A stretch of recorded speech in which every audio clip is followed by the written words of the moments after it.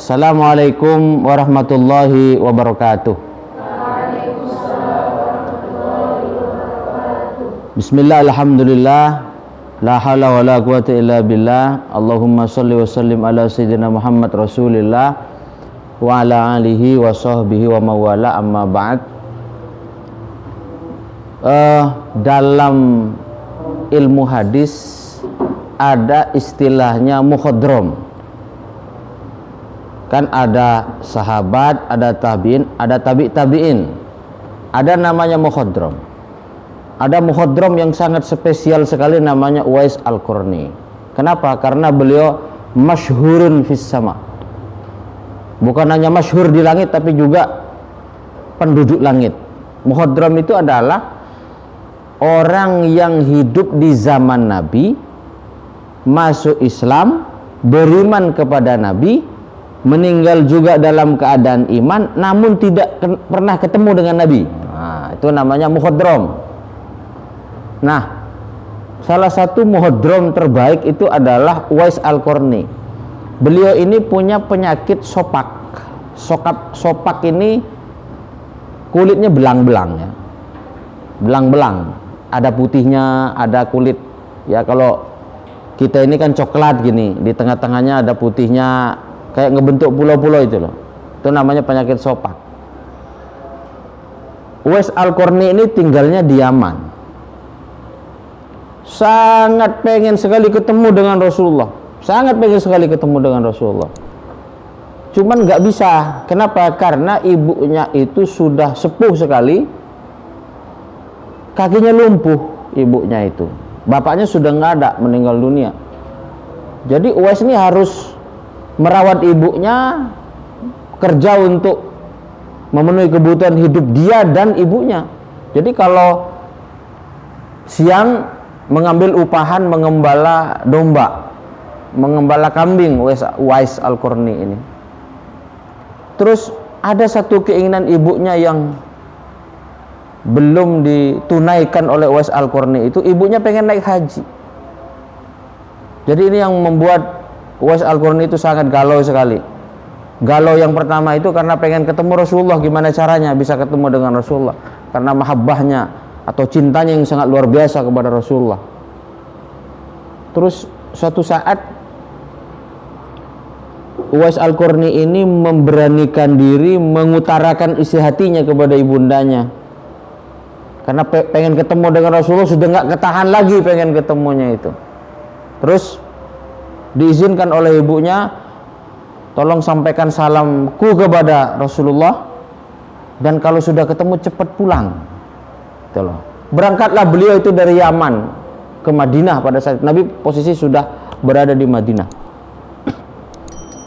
Jalan kaki, nggak punya kendaraan, nggak punya onta, nggak punya kuda. Nah, sesampainya di Madinah itu, Rasulullah itu lagi berada di medan perang yang nggak ketahuan kapan pulangnya. Setelah dicari rumahnya Rasulullah ketemu, diketok pintunya, Assalamualaikum ya Rasulullah, dibuka, yang keluar Siti Aisyah. Waalaikumsalam. Dia memperkenalkan diri, saya Uwais Al-Qarni, orang Islam dari Yaman, pengen ketemu dengan orang yang sangat saya cintai, Rasulullah. Diceritakan bahwa Rasulullah sedang di medan perang.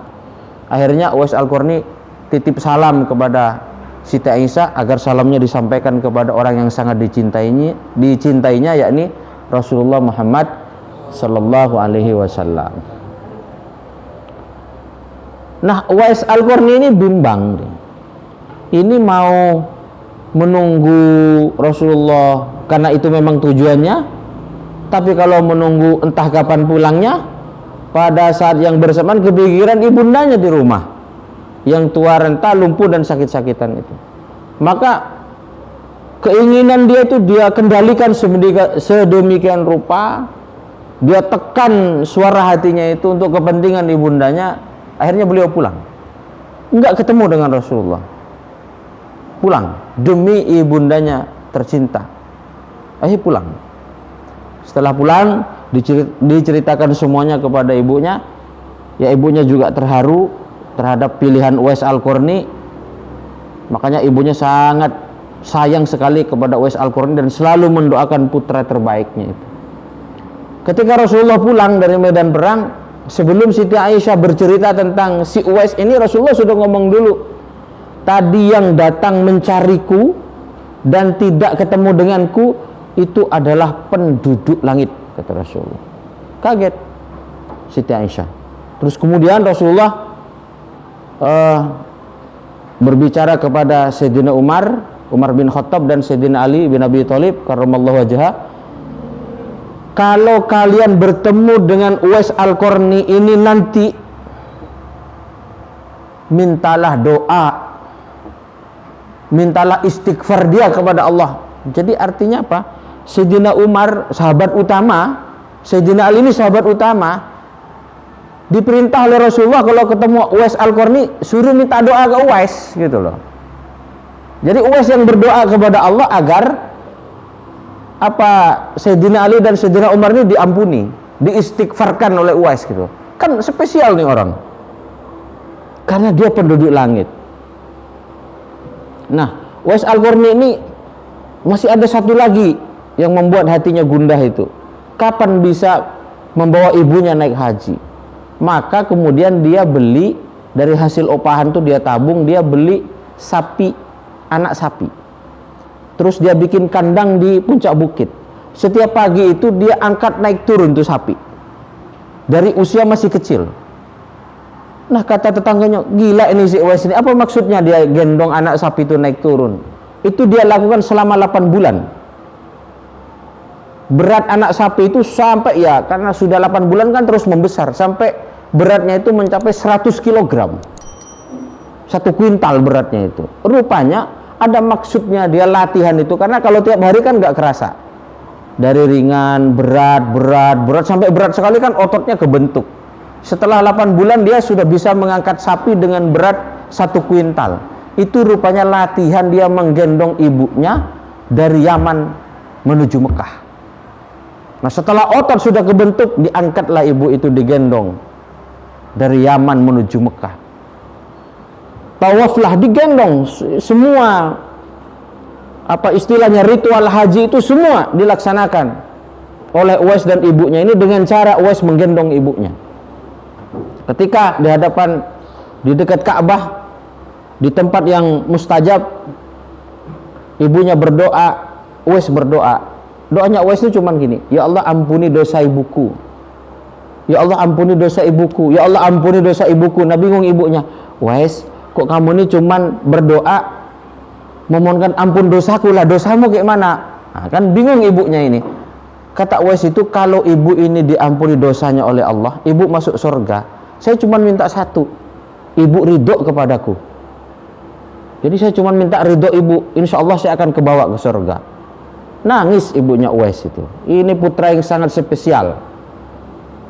Nah, singkat cerita, ketika Rasulullah sudah meninggal dunia, sudah wafat, ibunya Uwais juga sudah wafat, khalifah di tangan Abu Bakar As-Siddiq, terus kemudian setelah meninggal digantikan oleh khalifah Umar bin Khattab.